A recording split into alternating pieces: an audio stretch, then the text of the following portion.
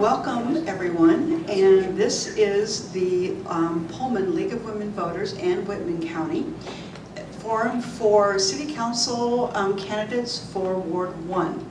So thank you so much for being here tonight. My name is Tricia Grantham, and I will be your moderator for this evening. We always begin our meetings with a reading of the nonpartisan statement, so we'll start with that. The League acts in support of or in opposition to selected governmental issues which its members have studied. It does not support or oppose candidates, factions, or political parties. League members as individuals are urged to work in the political party of their choice.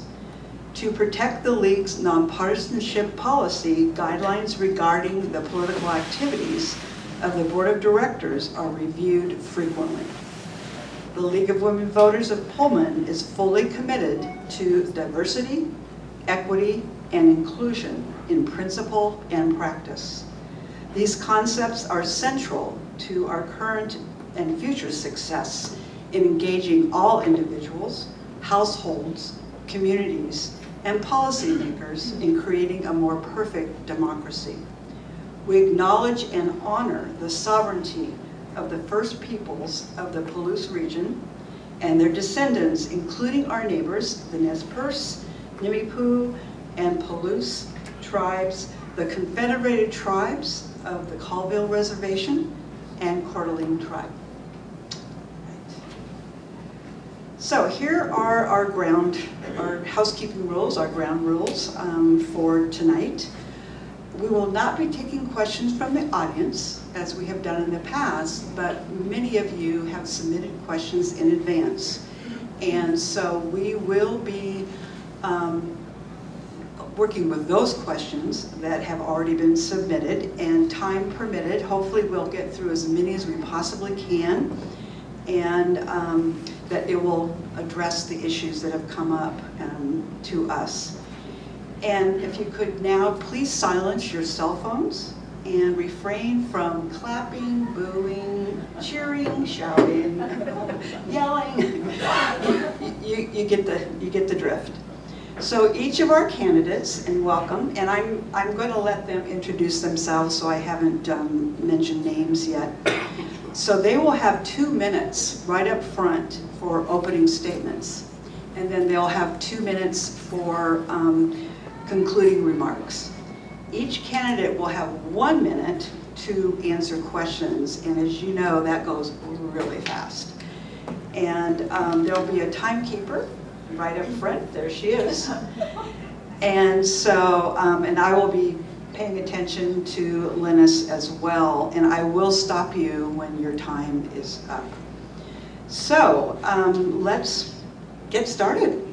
And so this is Bobbie. Go ahead and introduce yourself. Yeah. I'm Bobbie Bennet-Wolcott. Ooh, that's really loud. First, I want to thank the League of Women Voters for hosting the forum. And then the second thing I want to say is I'm a little nervous. I'm really new to this.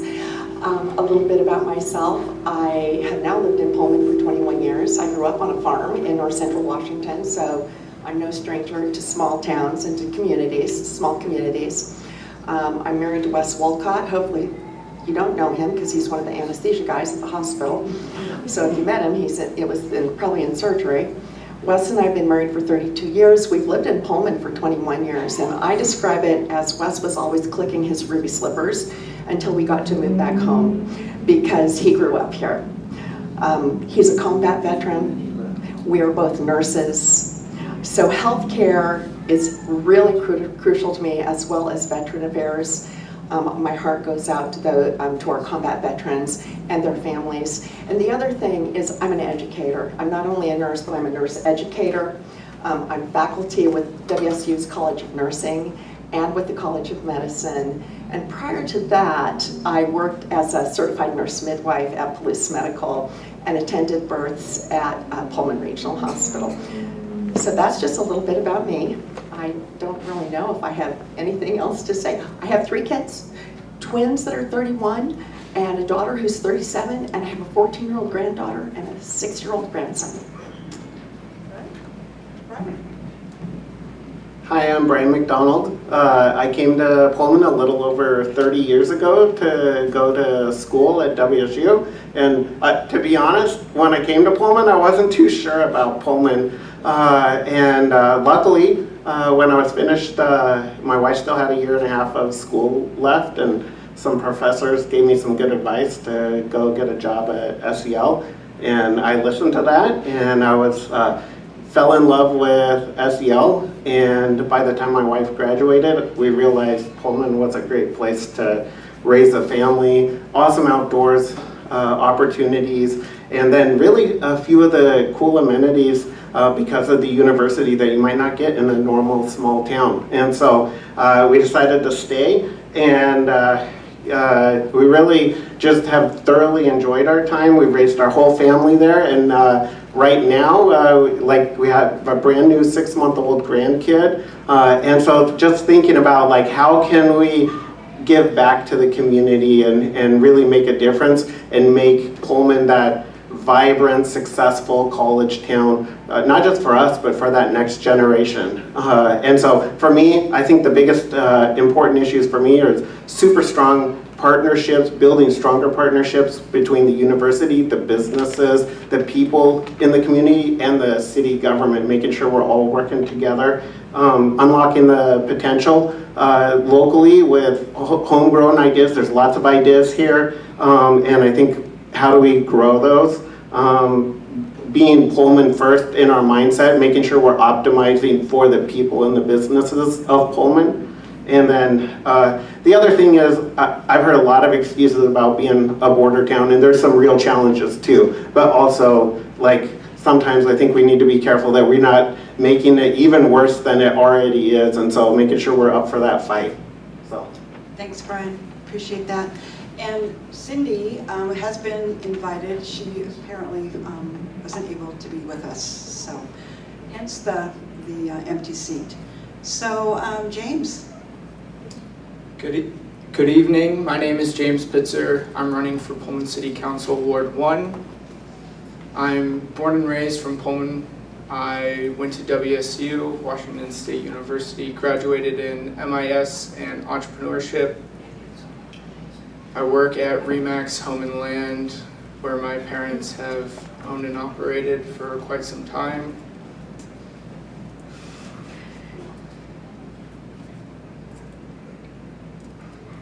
I'm running because I believe that Pullman deserves accountable leadership that listens and delivers results. My main priorities are to make Pullman more affordable, support local businesses, and create a community that is focused around the community. Thank you. John. My name is John Mark Mahnkey, and like the rest of the people up here, we're all running for Ward 1. It's been an honor so far to meet these people and talk with them. In fact, I admire several of them for various reasons. And I just wanted to say I've been a Pullman resident for 45 plus years. I more or less grew up here. One of my first experiences as a child was actually playing soccer for Pullman Parks and Rec in one of their programs, and that's the one I remember. And also being part of the egg hunt at Krugel Park, which I'm sure many of you or your children or grandchildren have taken part in. Now I have the honor of actually being the MC of the egg hunt at Krugel Park every year, which is a lot of fun. I'm very community involved. I'm involved with the Pullman Depot Heritage Center. We are currently starting to redo the train cars that are down there at the depot. I've been the chair of the train car committee for, well, pretty much since the beginning of the depot being part of the Whitman County Historical Society properties.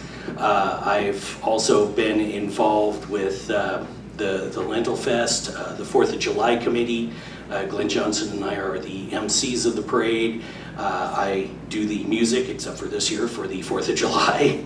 Unfortunately, due to unforeseen problems, we didn't get music this year. But it's a lot of fun living here, and I look forward to helping to make Pullman continue to be this fantastic place to live, to grow up, to raise a family, to start a business. And you know, I want to make sure that Pullman City government is operating to its best ability. And you know, part of that is continuing funding for various safety services, the fire and police, and various other things that make Pullman a community. And well, I guess that's my time, but thank you very much. Thanks, John. And Randy? Hi, my name is RandyCross. I'm retired Army. We moved here from San Antonio, Texas. It's kind of an interesting story. When I retired, my last duty station was in Korea, and my wife moved here without me, with our family. So for the first time in my career after the military, I got to go to a place and learn it new after she set it up instead of me setting it up. We raised 4 kids here. All of them graduated from the high school.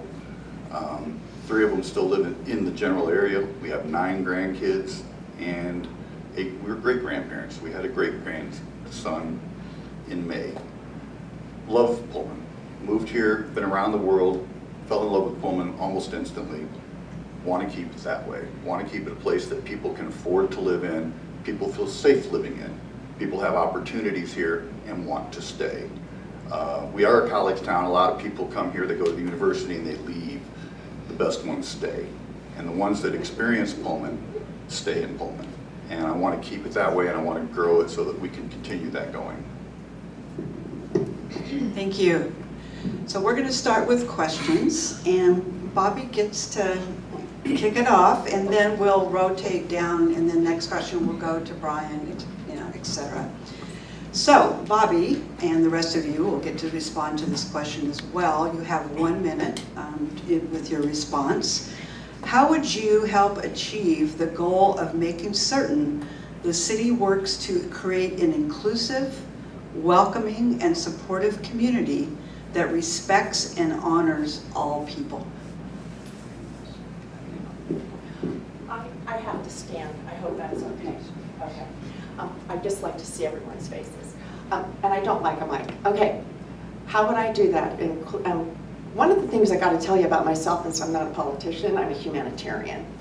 And being a nurse and having a husband that's a nurse and a daughter who's a nurse, we approach everything from a position of inclusion, humanitarian framework, and how can we do the best for most, I guess I would say. I really love the fact that our city council is nonpartisan and that we get to bring new ideas and new people. We've been having these open group forums at Pubs and Cups, and it's been amazing to listen to you. And I think that's how I would continue to support inclusion, is by continuing to be available and listen to the constituents in the community. So Brian, and if you need to repeat the question, I'm happy to do so. Okay, thank you. So for me, I think one of the big things that we can do in Pullman is just put ourselves in city government in the mindset of the people, and in this case in the mindset of a lot of different type of people. I think I've ran a service organization, SEL, for I don't know, a couple of decades, and one thing that happens is you end up in a mindset of, if you always get pulled to this idea of trying to optimize for your group. And I think that happens with just humanity in general. And so I think us as city government need to be thinking, how do we put ourselves in the minds of the people and then act accordingly? And whether that's, you know, based on your background, based on your where you are in life, whatever it is, just thinking about it from other perspectives and acting accordingly. Thank you. James? Can I ask you a question? So the question again is, how would you help achieve the goal of making certain the city works to create an inclusive, welcoming, and supportive community that respects and honors all people? I think the best way to go about this is listen to the people. Go out, don't make the people come to you. Go out, find people that have things to say, and maybe it's knocking on doors, maybe it's finding ways to reach people that wouldn't normally say something, but we have to be able to all come together and work together. The longer that we stay away and are afraid to hear what people have to say, we just put ourselves in a worse situation.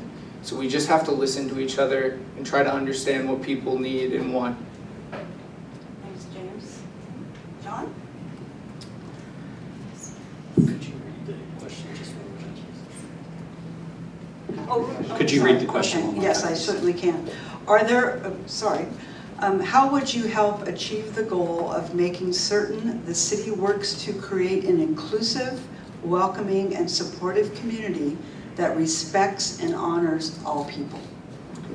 That is a good question. It's a really good question. And I've heard some really good answers up here, as a matter of fact. The key, you may have noticed, and something if you've ever talked to me in person or we ran into each other at Pups and Cups and had a chat, one thing I've always said is you can't help anyone unless you listen to them.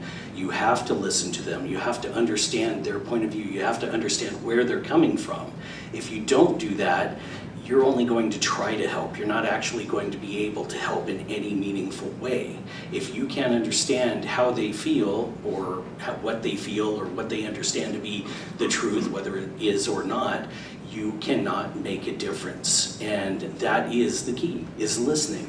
Now, we fortunately do live in a community that is very inclusive, and I think many would agree that it is such. Of course, there are always challenges. So, yeah, there's always room for improvement, and I would say that the number one thing is to listen.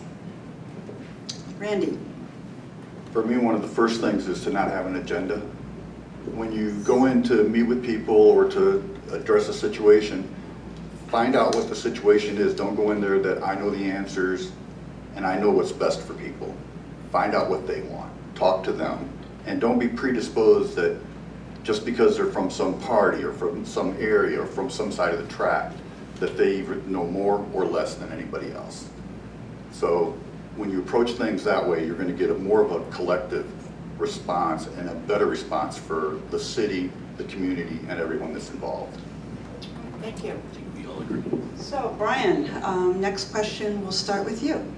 And that is, are there ways the city could more effectively communicate meeting agenda items and how citizens can best participate in city government? So I've been thinking about this a lot. So as I got involved in city council race, I started getting more involved in the community, and I've been thinking, like, how do we get people more involved in those kinds of things? There was a video that the city put on like maybe 2 weeks ago about the status of the Pine Street Bridge, and maybe some of you saw it, and it talked about, hey, we went through all these permitting processes, and we're going to start construction. We're pretty excited about it, and the reaction was really positive. It was like, I wondered what was happening with that. And so I think, how do we make that happen, and how do we make that happen way earlier? And like when someone moves into town, do we get them the resources to, hey, here's the Facebook page, here's the web page, here's these other places that you could use to connect with the government, and then do those and do them early and do them often and make yourself available. I think the more that we can find ways to make it easy, the easier it's going to be to keep them in the loop. Thanks, Brian. Do you need to repeat, or are you good? Okay, thanks. I think the best way to let people be involved in the government and understand is tell them why we're making the decisions that we're making, and not just we've made this decision. You can see the agenda that we've posted on the city council webpage. You can watch the YouTube videos. Sometimes they're pretty long. I can understand that people have lives and they're sitting there for a couple hours at City Hall isn't something that they want to do. So we just need to give them information on why we're making decisions. Let people be involved by giving them the ability that if they do want to come and speak, they know when they can come and speak. So rather than just providing agenda, provide more information about everything that's going to happen and break it down so people can easily follow.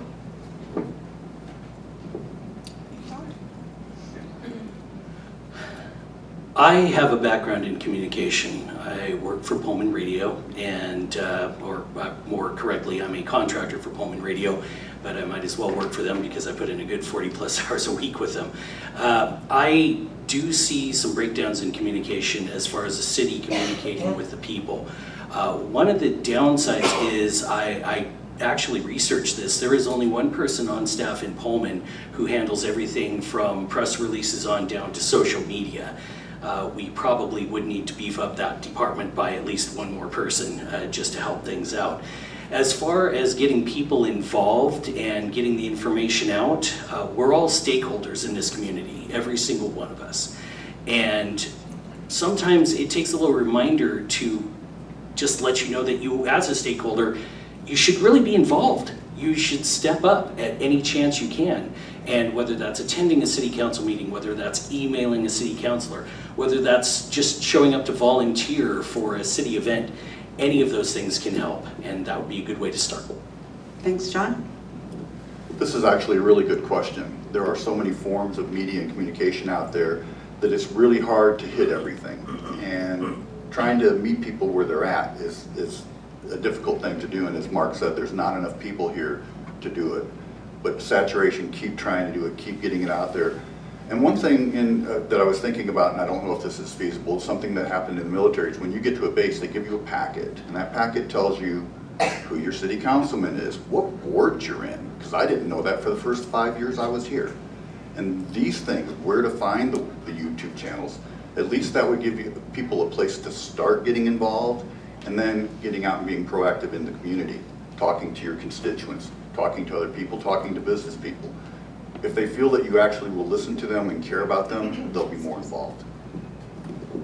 And Bobbie, I sure can.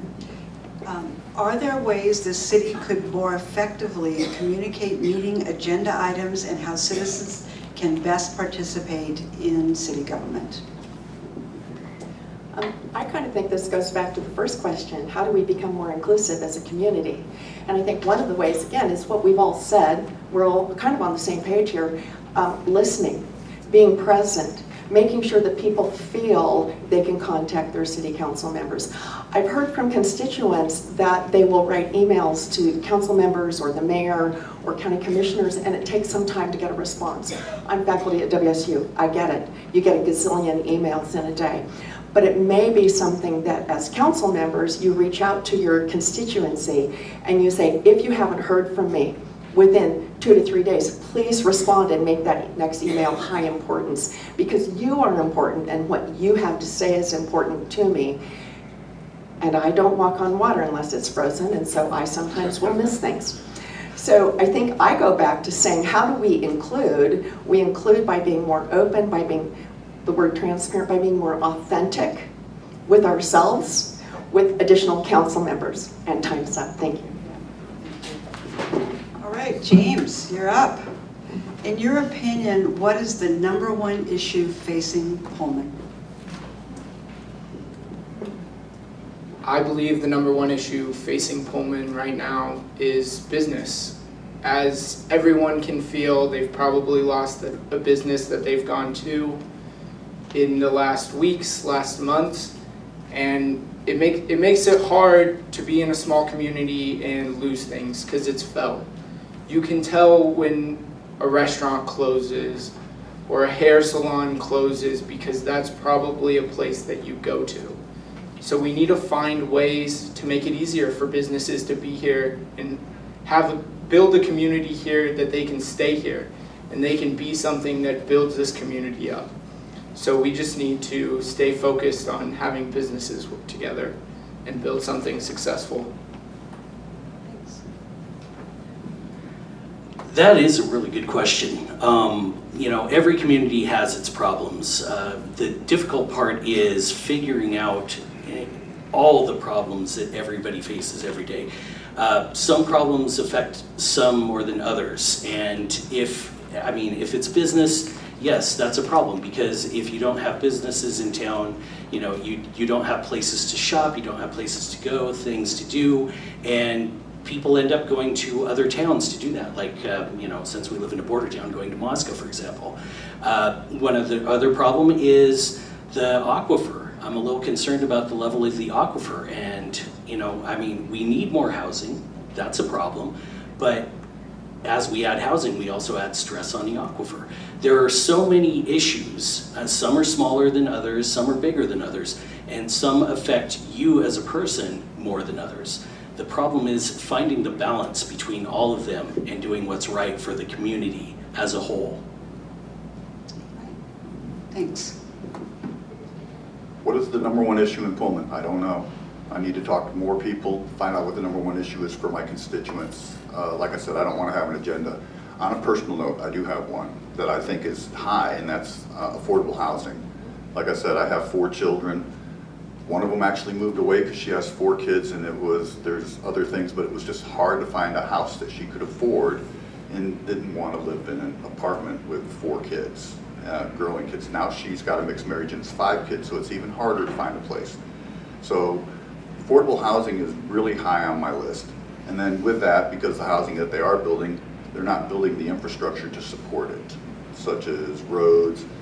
Anybody that's been to the north side of town now realizes that Terra View has exploded, but you only have Grand Avenue to get back into town. And so affordable housing and fixing it and putting it in a way that makes the city work is best. Right, Bobbie. People I've spoken with have mentioned 2 things, affordable housing and business. And I was thinking in 2024, there was a national, one of our Congress members from back east, they proposed a House bill that would support bringing businesses to small rural communities. And I apologize, I can't remember the name of that bill, but that would be something that I could see. Because our community, we don't seem to be able to support businesses.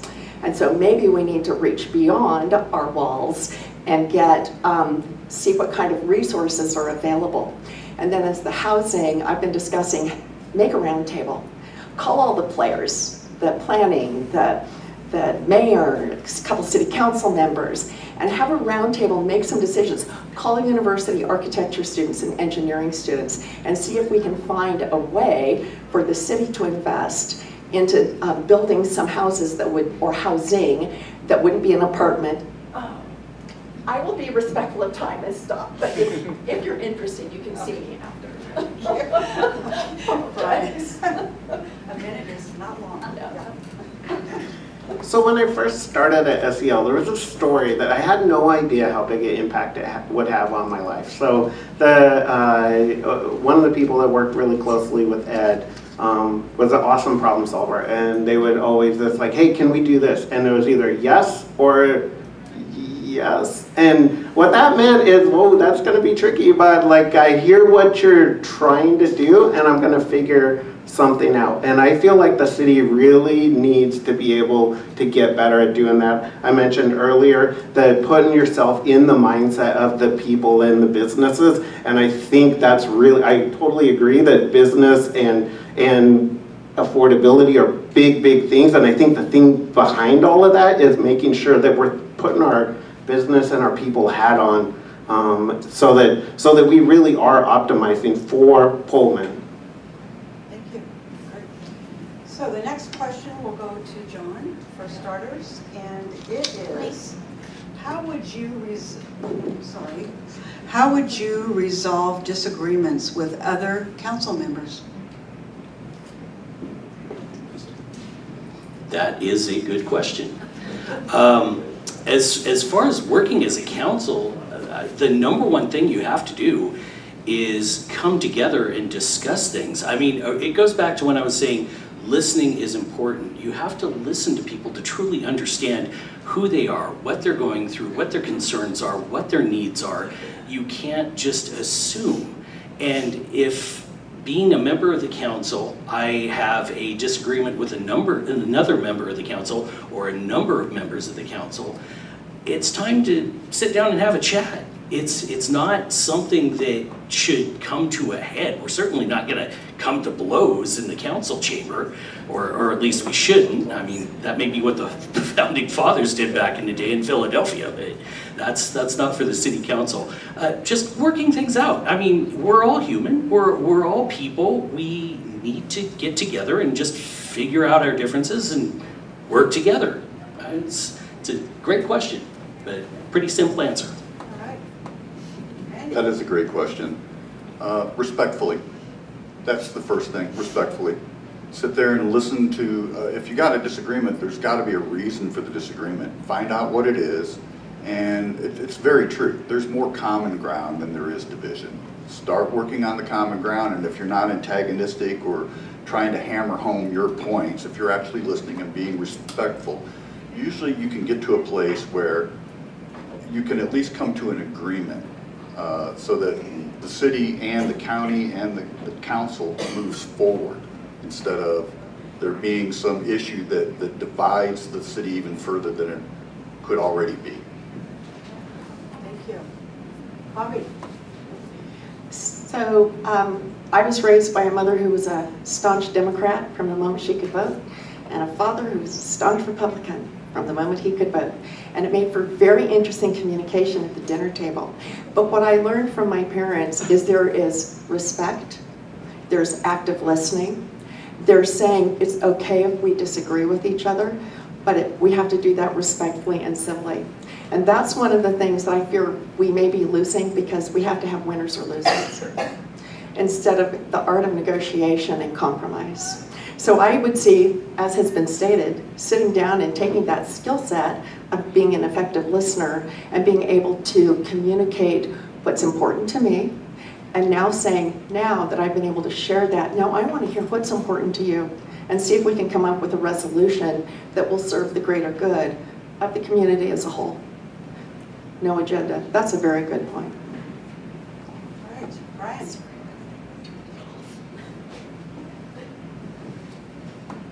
So I don't know how many of you have been to a city council meeting, but I feel like one of the things we need to do is be willing to disagree. Like, be friendly about it, be civil, but also be willing to speak up. Like, there's been a few sticky issues where, like, you could tell people didn't understand or didn't agree and weren't willing to put their neck on the line and really talk through it.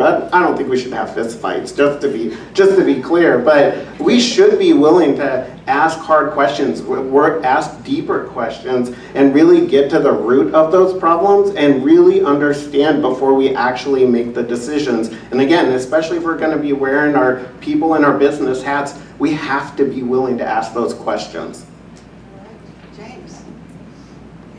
I very much agree with that. I think there should be disagreement in the room at the table. If there's not disagreement, we're all just following some path that, how are we really going to know what's best if we're just, everyone's okay with what's going on? And I would assume every single time we're not going to make the perfect decision. So someone needs to be there to say, hey, we're really looking at the whole picture and understanding what the people want, what the people need. And yes, we should not be fist fighting or anything, but there should be a conversation. It shouldn't just be like, yep, that sounds good every time. So we need to be able to listen, respect each other, and move forward in a conversation with disagreements in it. Thank you. So the next question, we'll start with you, Randy, and that is, in light of last year's survey, do you support funding for the Parks and Recreation Department at its current level so residents can continue to enjoy the services that are provided currently? Part 2 of that, do you support additional funding for that department so they can offer more services? Well, that's a loaded question. I definitely support the Parks and Rec system. There is nothing more fundamental than having a place for the kids and the adults to go, be a family, have a picnic, be out in the open with your people, and enjoy the community that you live in. So there's no way I would see funding being cut for Parks and Rec. So right now, at the level that it is, there are some great parks, there's been some great improvements, and I think it's doing a really good job. Once again, I need to see where the need is. Is there a need for more like soccer programs, or is there a need for more Little League programs? Do they need more hours or instructors at the rec center, the new rec center? Until you actually know what the need is, it's not always good to just increase money. First, you got to know where it's going and if it's actually going to serve a useful purpose. But if it's needed, yes, I would support increasing it. Bobbie? I would definitely continue to provide the funding to sorry, I'm so nervous. I was going to say the rec center, Park and Recs. My children were really involved in it, and so I know the value of it. Increased funding, I don't know, I would have to have a greater understanding of the city's budget and where funding is going and what the priorities of the community as a whole is. But I would also like to say maybe what we could do as a creative way of increasing persons involved with Park and Rec is to promote more of an active volunteer type program. That I know that we are probably all volunteered out, and yet at the same time, how beautiful to be able to work with children and take, if you have a skill set, say you knit, you crochet, you played soccer in the past, you played football, baseball, softball, whatever, then you're able to take that skill set and pass that on to children and or adults. We all know that we as adults benefit when we have contact with children. Ryan? So I'm definitely a big fan of Parks and Rec. I'm an avid cyclist. My wife's the service manager at B&O Bicycles. Actually my son's at a tennis clinic put on by Parks and Rec tonight. That's part of the reason he's not here. But I actually loved our Parks and Rec team. They were at City Council last week. They were talking about not only ways that they're collaborating already with the university, coming up with creative ways to solve problems, but they shared some examples of ways that maybe we could think even bigger. They had talked about Norman, Oklahoma, and a stronger partnership between some of the businesses, some of the university, and the Parks and Rec department. We've got a creative thing happening with the Aquatic Center. I think the more we can be creative about solving those problems and coming together, the better off we'll be. James? As someone who participated throughout his life in Pullman Parks and Rec, I would definitely say that funding it is a good thing. More funding, I think we need to look at the costs, what we're paying for. I know at the city council meeting they had a very in-depth talk about everything that Pullman Parks and Recreation does. And it is a huge list of things that they provide and support. So it's not just the sporting community groups, it's also the trails and other things that they do. So it's looking at where the money's actually going to go if we increase funding and where the money's currently going. John? You know, it may be a loaded question, but it is a fantastic question. A lot of people, as James pointed out, don't realize how big Parks and Rec is in the city of Pullman, how big of a department it really is, and how many things it brings to the community. Increased funding, that's kind of hard to say, only because from a pragmatic point of view, it's hard to say yes without looking at the budget numbers, and Bobbie had a good point with that. Until you can look at the budget and understand where we are, it's hard to support increased or same or less funding for any department until you understand exactly where everything is at the current moment. We have a general idea as candidates, most of us, I'm sure, but having exact numbers, not necessarily. Would I support it? I am a volunteer. I have worked with Parks and Rec. I have been a benefit of Parks and Rec as a child, or had benefits of Parks and Rec programs as a child. So yeah, I love the idea of Parks and Rec, but as far as just saying straightforward yes or no, that's hard to say at this point. Thanks, John. All right, Bobbie. Start. Yeah. No, a new question. Yeah. Okay, if you're elected, how will you communicate with your constituents about what's going on in the city?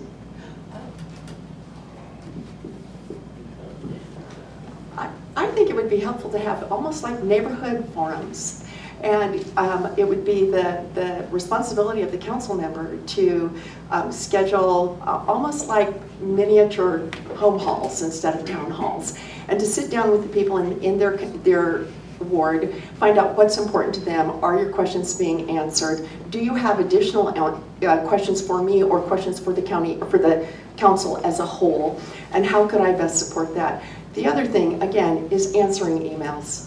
I know that sounds simple, but responding to an email within 24 hours, even if it's just, I hear your email, unfortunately I need to gather more information before I can give you a truly informed answer. So that's what I would say. Make little local ward-based home groups, if you will, that the council member would go to and visit and share information and gain information from the constituencies, and then timely response to emails.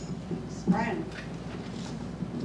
So I mentioned earlier finding ways to share things like I mentioned the bridge video, and then I just want to piggyback on Randy's answer. Like, I didn't know how to say that eloquently, but the military packet, we really do need ways to make it easy for people to understand how to connect with us, and then to Bobbie's point, we need to make sure that we're accessible, right? Like I mentioned, that bridge video had 1 million comments, and most of them were pretty positive. I mean, some were like, hurry up, but aside from that, they were positive, they were engaging, and I think the more that we do some of that, and the more people know where to go to do that, the more it will just pick up steam. And Thank you. James? I would take use of social media, phone number, give it out to everybody, let them know who I am, how to reach me, but then block parties, neighborhood parties, and just get people together so that there can be these conversations and it can be easy information to give around and let everybody know why we're doing what we're doing. Just get the information out as easily as possible.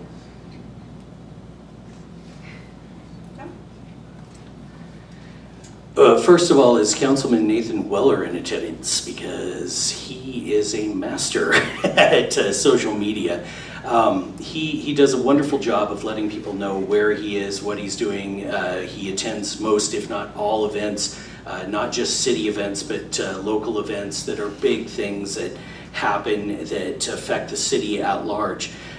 He does a wonderful job. I would love to do something similar, not the same. No offense to Nathan, but he does tend to overshare on occasion if you've ever seen his posts. He's a wonderful guy and he does a really good job. I'd love to piggyback on that.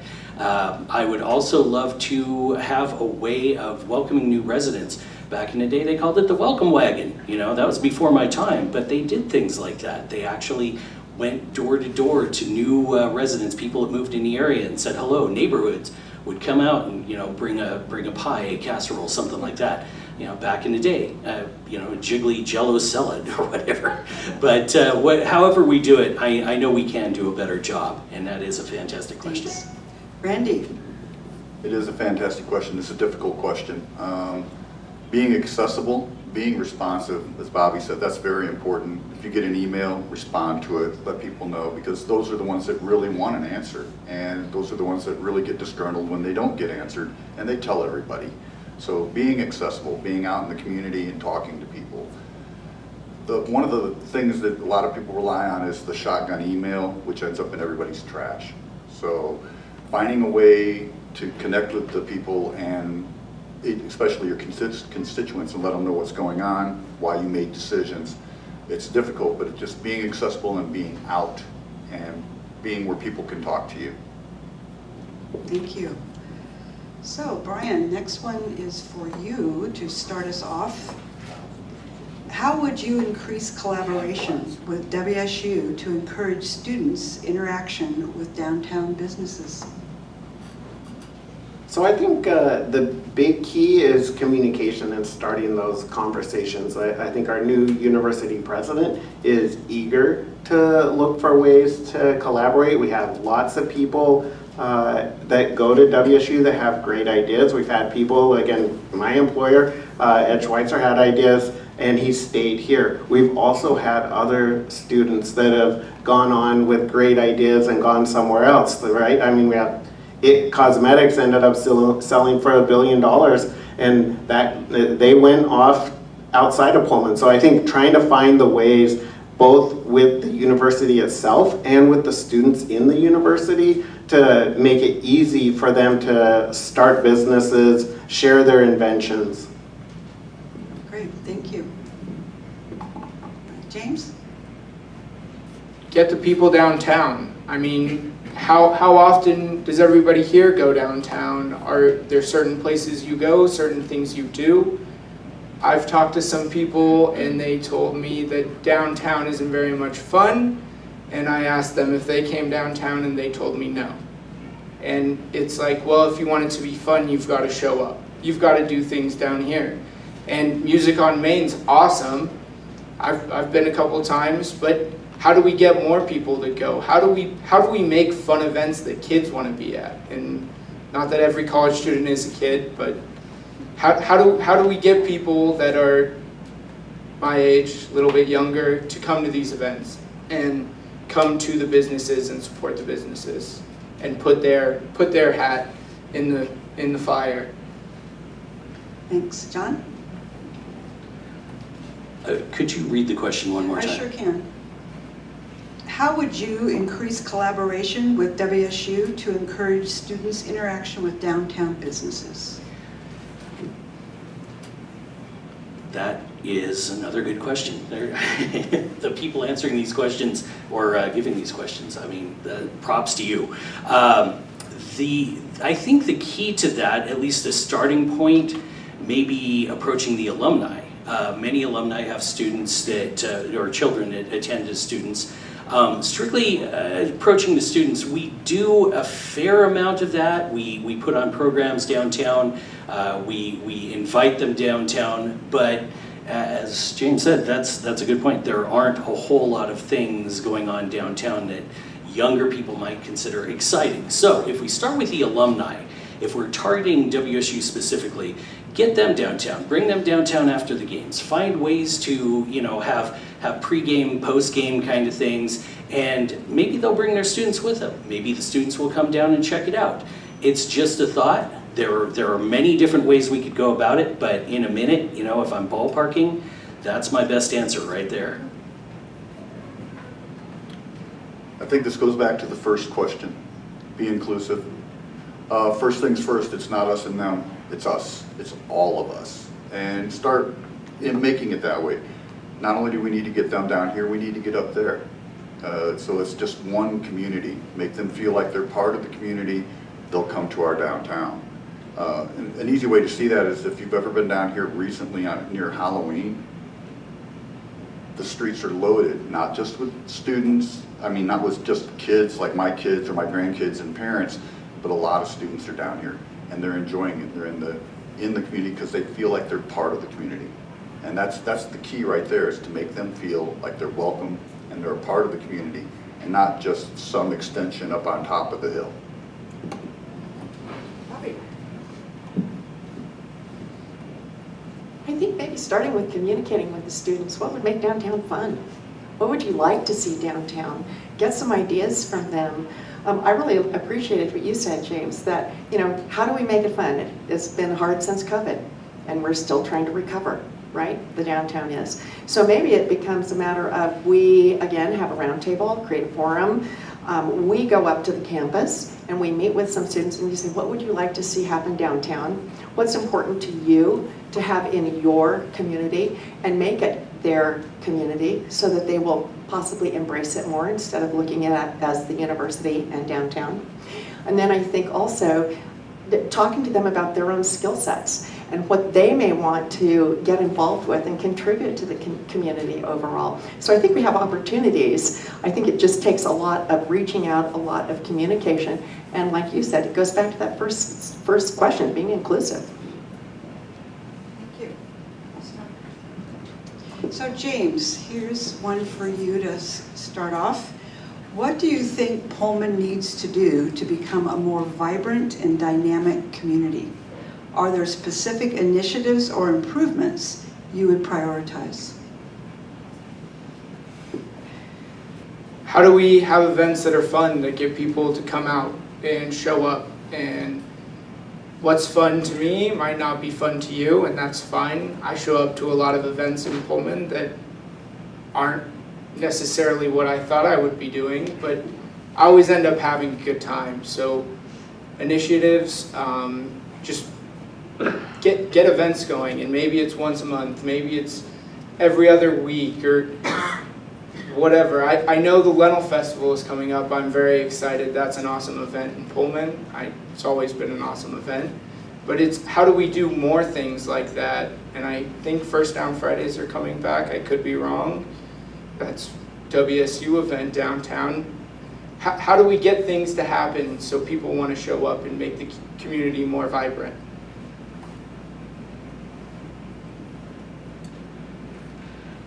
Another really good question.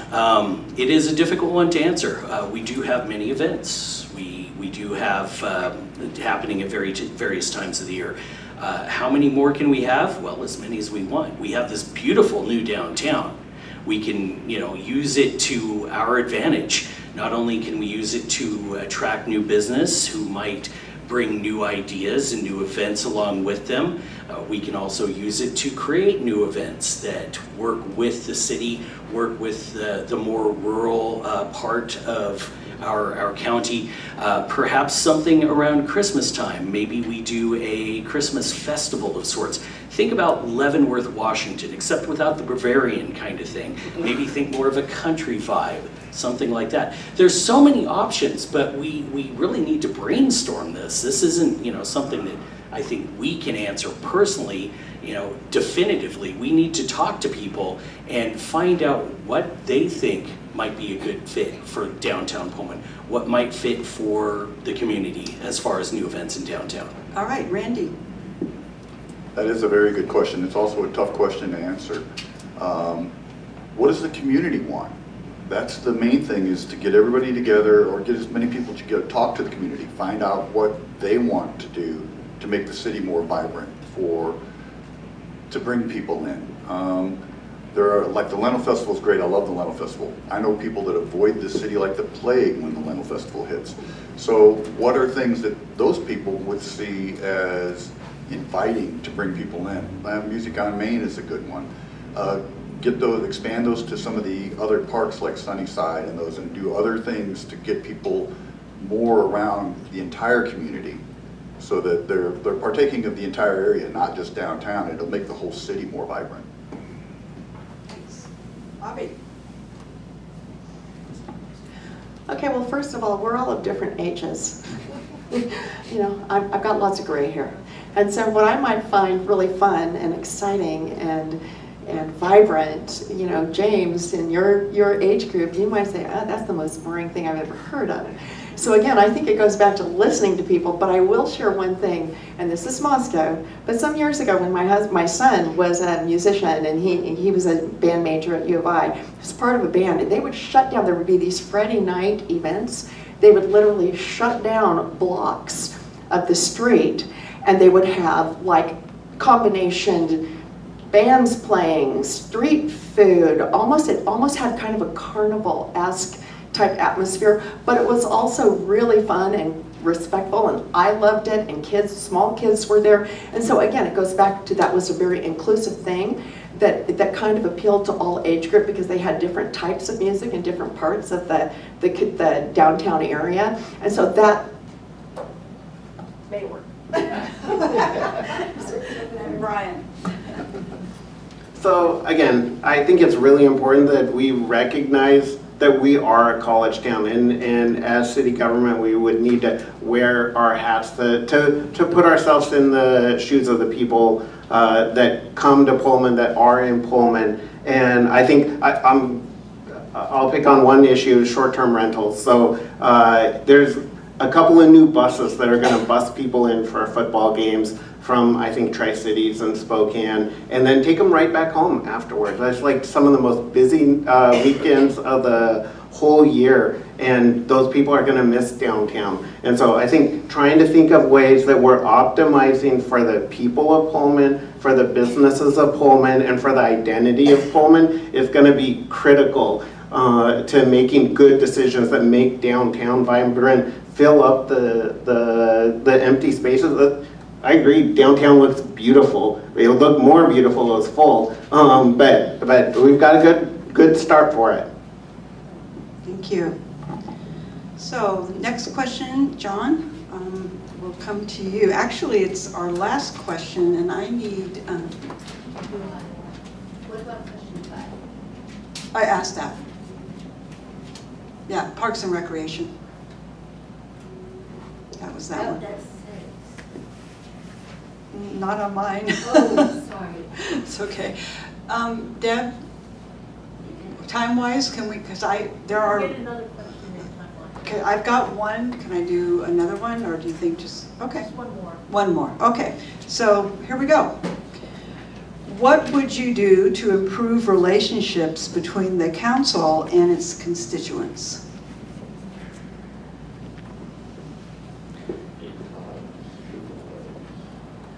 Had to take a moment to think about that one. As far as improving relationships, that is a difficult question to answer. I mean, what you have to start with, what kind of relationship do we have? Are we talking about communication? Are we talking about feeling like the council is some sort of elite sitting up on a dais? Or are we talking about, just generally interfacing one-on-one with people in the city? It's a difficult question to answer. As far as improving it, I think just making sure that everybody is heard, talking with people. I mean, I know this has been said by myself and many others up here. We need to communicate with people. How do we communicate? Any way we can, making ourselves available. I have been, when I've been out campaigning, I give people my card, which has my phone number, my email, several different ways to contact me. And I encourage them, should I be elected to Ward 1, please do, because I would love to hear from you and I would love to talk to you. I feel this question's kind of been asked in various ways throughout the night because it is communication.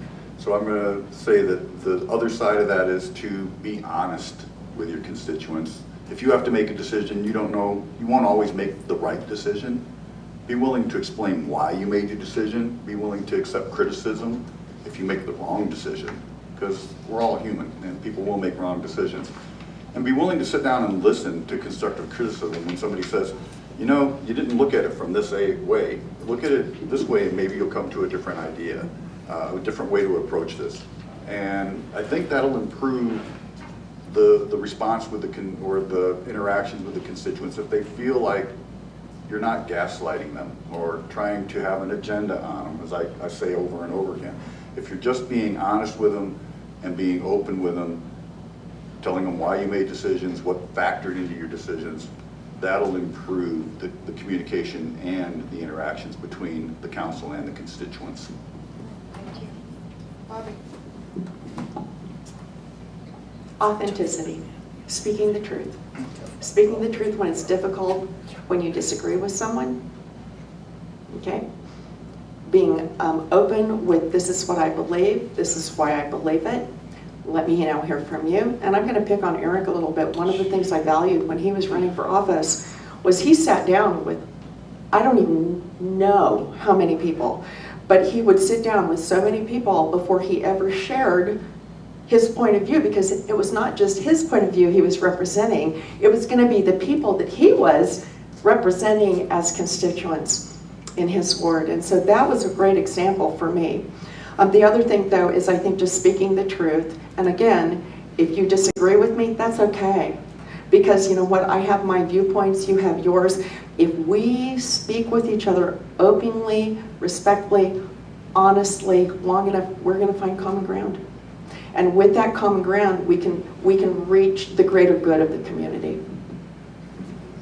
Brian? Yeah, so I agree that it really comes back down to communication. And we've talked about a few different ways. I agree, it's like making sure that the social media is consumable, right? Someone's not going to watch an hour. Some people will, but not more people will watch a short clip with information that you're trying to get out there. Having real conversations at City Council, sharing that in consumable ways. I think those are all really important. I agree with all the comments about listening to our constituents and being willing to go to battle, make those arguments, and really work through so that we're making good decisions. I think those are all important. James? I think that question was pretty well answered. It's kind of been touched on multiple times. I think one thing that could be done is how do I find a way to go out and support a small business and tell people, hey, come and talk to me. I'm here. I'll be here for a couple hours. It might not be a one-on-one like you're hoping, but come sit at my table and let me hear. And maybe it's writing it down or sending me that email while you're sitting there right there, and it's like I can go home and get this. I follow, I know what you've said, but remind me and really let me know so we can put it on the front and make sure it matters. So we are at the point in our program, and I keep forgetting, I guess I have a thing about mics. We're at the point tonight where we're ready for closing statements. So John, and just to keep our order going, we will start 2 minutes for your closing remarks. Well, first of all, I would like to thank you all for coming tonight.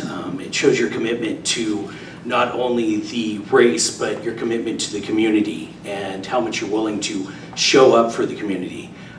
Secondly, I'd like to thank the League of Women Voters for hosting this. I know how much work goes into it. I know how much time Deb spends making sure this comes together. So it's very much appreciated, and I'm sure everybody here would agree. In fact, would you give the League of Women Voters a round of applause? You guys are awesome. All of you collectively. Again, my name is John Mark Mahnkey, and I would love to speak with you. If you don't have one of my cards, I would love to share it with you.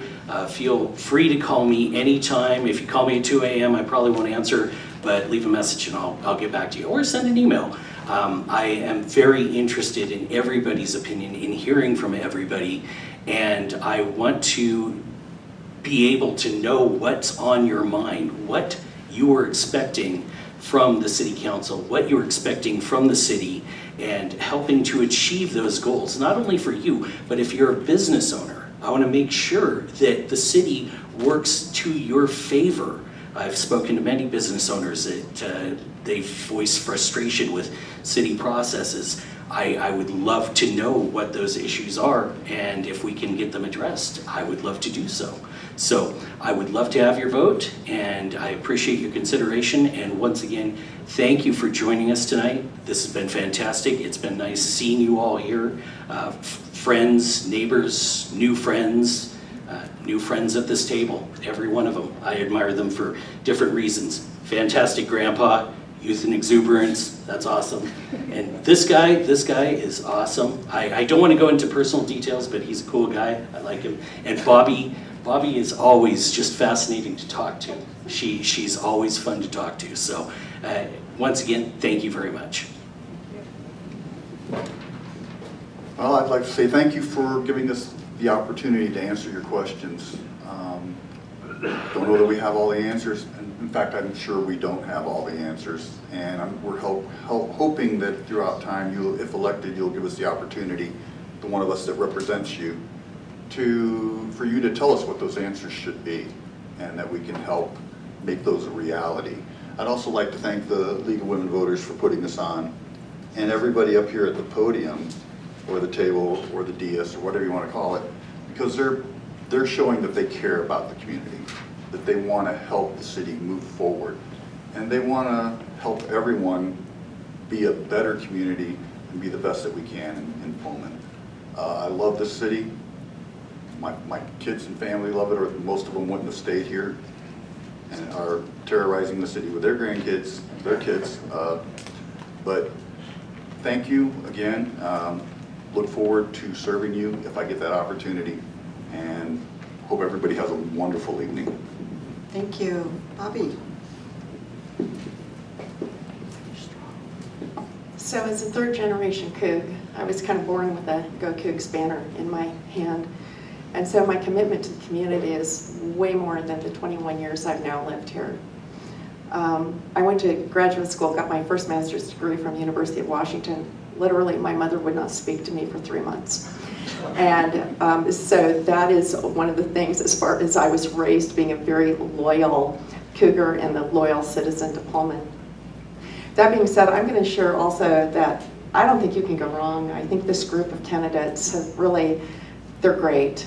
And I think we all have a different skill set. We all have something slightly different to offer. But I think that there's a lot of skills presented at this table tonight, and it's been an honor to be part of this. The other thing, if I think about myself as a city council member, I'm going to go back to when I'm a lead faculty member in the College of Nursing, and when my boss, the director, appointed me, I went, ooh, Anne, really? I am not a good manager. Please don't make me a manager. Management is not one of my skills or strengths. And she said, well, what are your strengths? And immediately what rolled off my tongue, what are my strengths? Empathy and positivity, and I'm a really good strategist. And those would be the skills that I would hope to bring as a council member: a sense of empathy and inclusion, a sense of positivity, we can do this if we are willing to work together, and strategy. Let's get the players together and let's talk about what the issues are so that we can develop productive, constructive solutions that'll serve the community as a whole. Thank you. All right, Brian?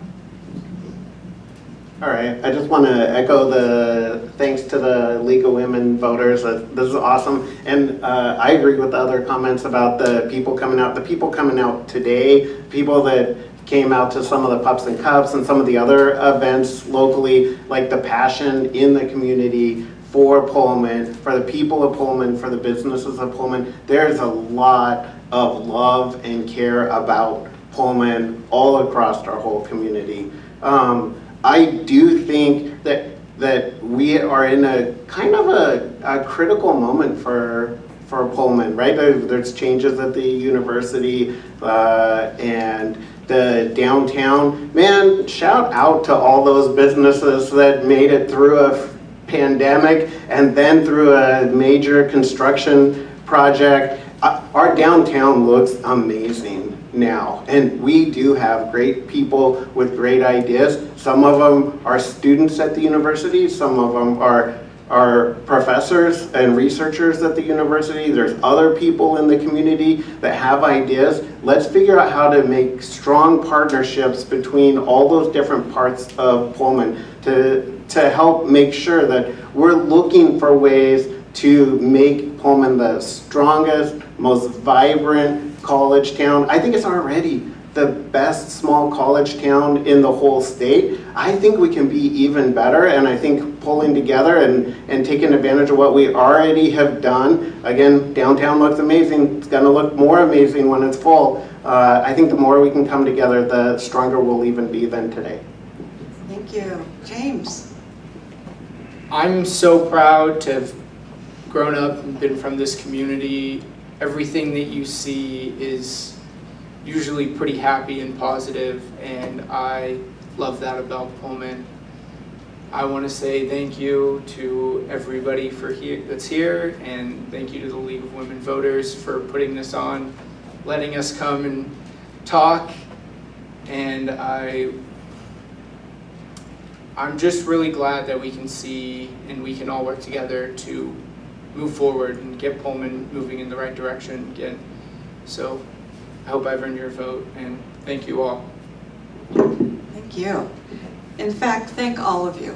It was great to have you tonight and responding to these questions. Some were, quite rather thought-provoking, I would imagine. But great to have you here, great to have all of you here. Thank you so much for your interest and being here. And if you have additional questions that you wished had been asked and didn't happen, please reach out to the candidates as you're able, and I think they would be happy to hear from you. And also, this forum has been recorded, so you can go on YouTube, I believe. And How long is it? not less than 3 hours. Fair. Okay? I can do that. Yeah. So, and Paul, Paul is our great videographer, and he will get the recording up in the next couple of days. Tomorrow Oh, afternoon. I didn't hear that. Okay, tomorrow. All righty, very good. So do check that out. It can be accessed through our website, which is lwvpullman.org.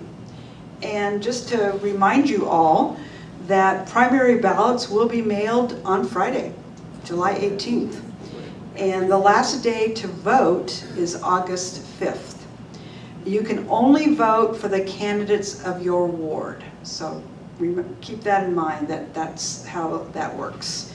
You can still register online or by mail until July 28th. After that date, you'll have to make a trip to Colfax and to register at the county election office. So, thank you again for being here, and have a great rest of your evening.